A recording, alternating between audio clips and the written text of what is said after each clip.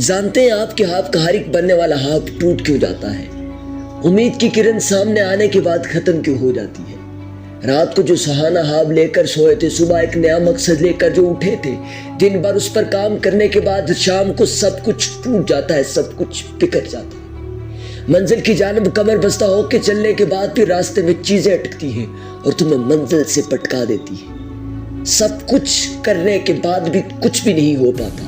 اس کے پیچھے کیا وجہ ہوتی ہے؟ ایک بڑا خواب دیکھنے کے بعد بھی اس کو پائے تکمیل تک نہیں پہنچا سکتے۔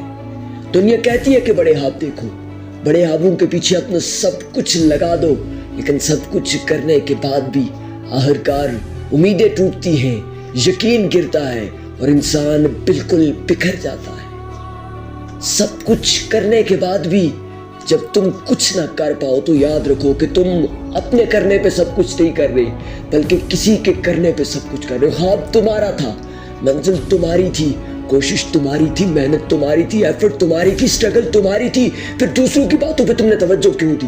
وہ کسی کا ایک جملہ کہ یار تم نہیں کر سکتے، تمہارے بس کی بات نہیں، تم اس کام کے لیے بنے ہی نہیں، بس کی چھوٹی سی باتیں تھی جو تمہارے اتنے بڑے خواب کو چکنا چور کر دیتی ہیں۔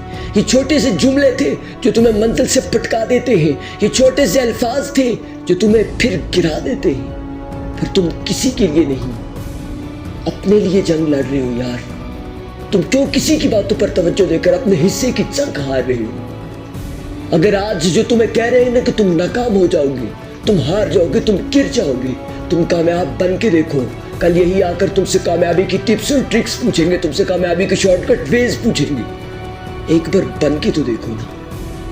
تم کسی کے جملوں پہ، کسی کے کہنے پہ اپنا سب کچھ گرا کر چلے جاتے ہو، اپنی کوشش کو ترک کر دیتے ہو، اپنی محنت کو پسے پشت ڈال دیتے ہو۔ یار اٹھو، کسی کے لیے نہیں، خود کے لیے جینا سیکھو، کسی کے لیے کامیاب نہیں بلکہ اپنی ذات کے لیے کامیاب بنو۔ نکلو، انہیں کر کے دکھاؤ گے جو تمہیں کہتے ہیں نہیں کر سکتے۔ یاد رکھنا کہ میں کہتا ہوں کہ موٹیویشن کا سب سے بڑا سورس انسان کے اندر اس وقت پیدا ہوتا ہے جب کوئی کہے کہ تم نہیں کر سکتے، تم اسے کر کے دکھا دو۔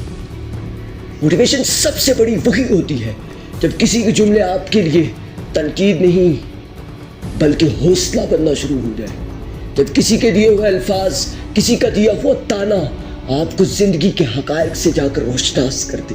اس سے پڑھ کر کوئی اور موٹیویشن نہیں ہوتی۔